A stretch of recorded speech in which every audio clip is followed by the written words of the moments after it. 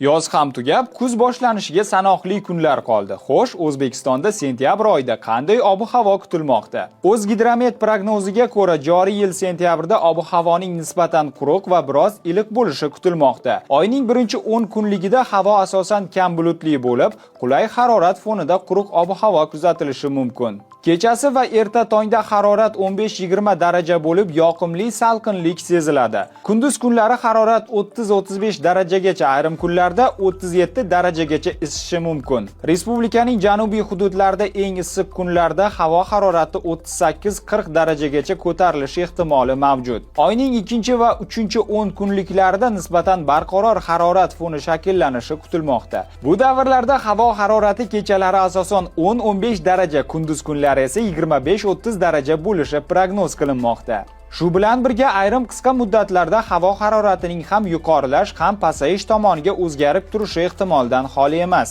Oyning ayrim kunlarida, ya'ni oy davomida bir kundan 3 kungacha biroz jadallikda yomg'irlar yog'ishi mumkin. Respublikaning janubiy hududlarida sentyabr oyida yomg'ir yog'ish ehtimoli juda kam.